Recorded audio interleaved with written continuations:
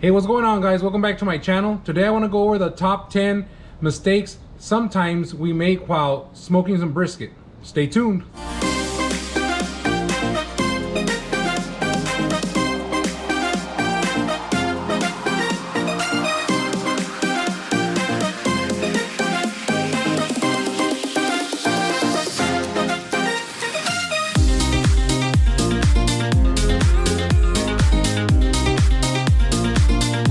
So believe it or not, this all starts when you go select your brisket. The very first mistake that a lot of people do, which is this isn't going to be number one. Number one is selecting a brisket that has a lot of non-rendable fat. Now, what does that mean? That means that when you go see the brisket or when you're going to go purchase a brisket, make sure that this brisket is pliable, meaning that it can move up and down pretty easily.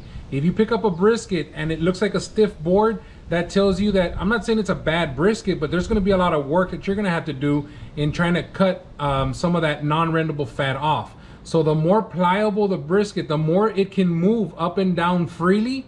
That tells you it has a lot of rendable fat. This fat is the one that's gonna go ahead and melt as you're smoking the brisket and not stay there when you pull it out.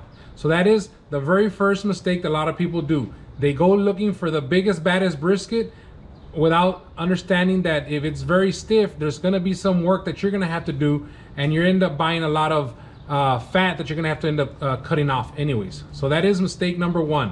All right, so mistake number two. This one deals with how uniform the brisket looks. From the flat, which is where you're going to have all your lean part, where it looks like a flat end, to your point, which is like the round end where you have all of the moist part.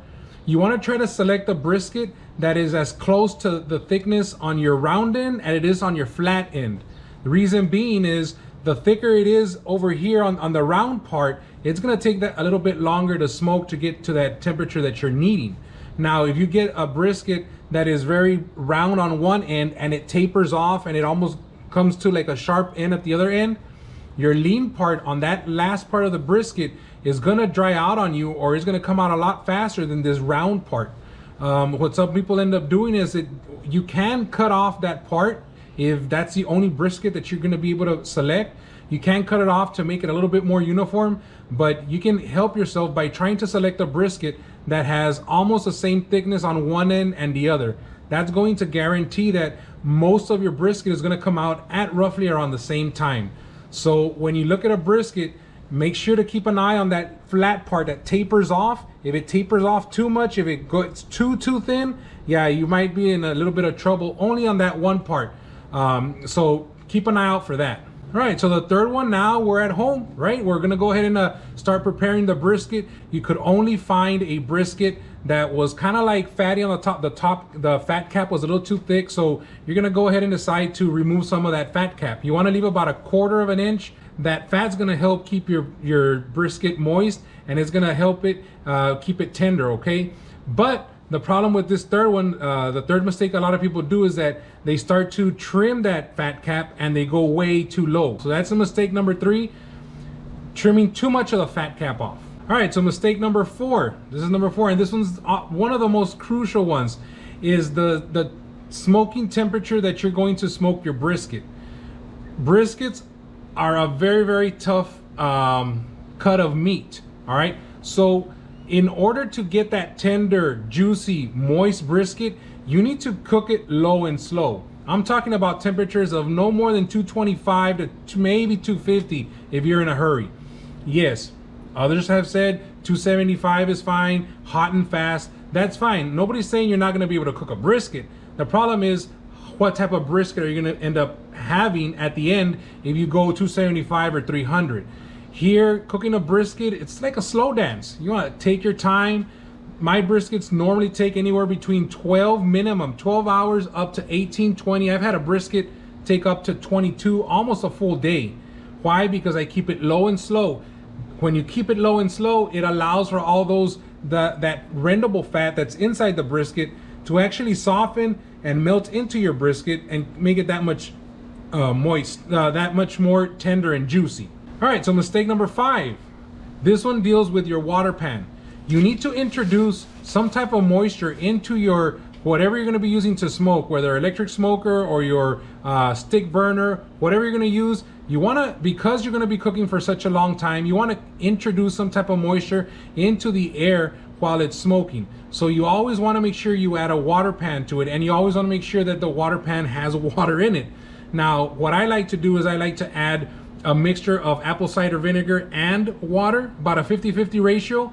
That gives it a nice little moisture into it, and also gives a little bit of a flavor into it. It infuses a little bit of that flavor into it. So don't forget to add your water pan. That's mistake number 5. All right, so mistake number 6 deals more with electric smokers more than anything. It's some people tend to add chips while they're smoking for the entire for the whole duration of the smoke.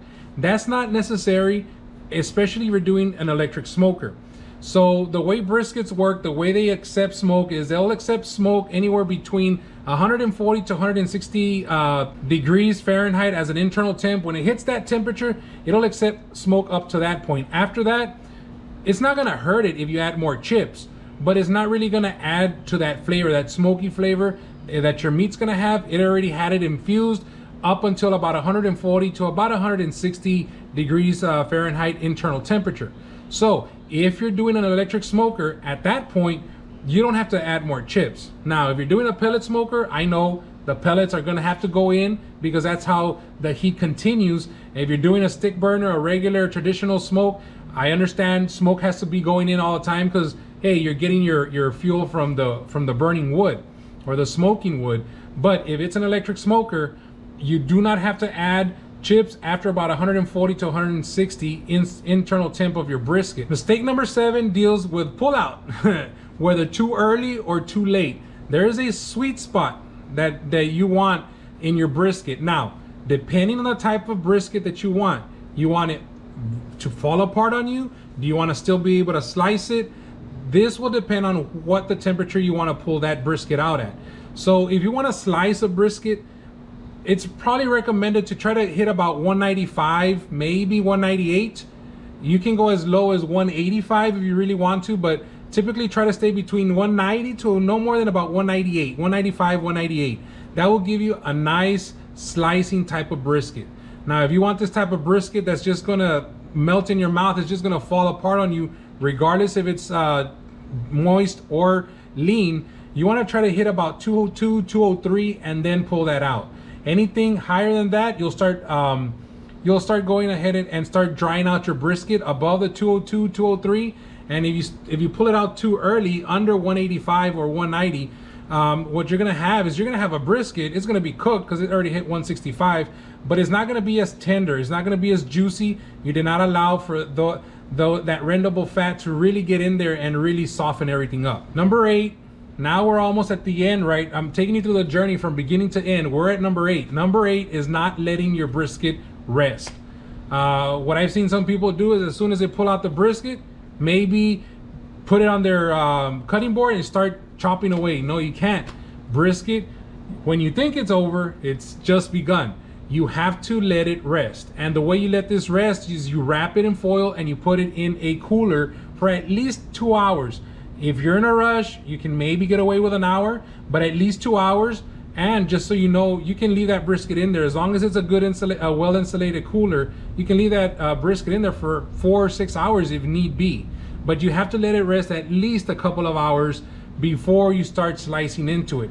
That's going to allow the brisket to rest, settle, start absorbing some of those juices back in there, so that when you do slice it, it'll be that much more tender. Number 9, again, the whole theme is patience, Grasshopper, patience. The mistake number 9 is here. As soon as you unwrap it, hey, I let it sit for 2 hours, I'm gonna unwrap it and slice it.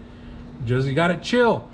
Unwrap it, let it still sit there for at least 10 minutes. Let the brisket breathe a little bit. Only because when you unwrap it, you're gonna wrap this brisket at 195, 200, maybe 203. You're gonna wrap it, you're gonna put it in that cooler. When you pull it out, it's gonna maintain most of that heat. It's still gonna be hot. So you gotta let this brisket kind of cool a little bit, not too much. Just give it a couple of minutes just to cool off a little bit before you start slicing into it. All right, just be patient. Do not wrap or do not slice your brisket as soon as you pull the wrap off. Just give it a couple of minutes and you should be good. And number 10, the cardinal sin here is not slicing against the grain. You're gonna notice that your brisket is gonna have muscle fibers. These fibers are called the grain. They're gonna go a certain way in your brisket. Now, yeah, brisket is a little funky. Why? Because there's one part that goes one way, another part that goes the other way, and then you have a ball that kind of goes all over the place. But you gotta try your best and slice against the grain. This holds true for any other type of beef meat that you're slicing. You need to cut against the grain, because if you cut with the grain, it's going to be more tougher to be able to chew on it. When you cut against it, it makes it that much more tender. The last thing you want to do is at the very end of your cook, you've taken 22 hours to finally go ahead and slice this brisket, and you slice it improperly, and the taste is probably going to be there, the smokiness is going to be there, maybe even the juiciness or the tenderness, but it's going to feel very elastic. It's going to have a very elastic type of feel to it, and that's not what you want. You know, you want to go ahead and cut against the grain. All right, I hope you guys learned something new. If you did, please leave a comment down below. Thank you for watching. This has been The Smoking Beard, and I'll catch you guys on the flip side.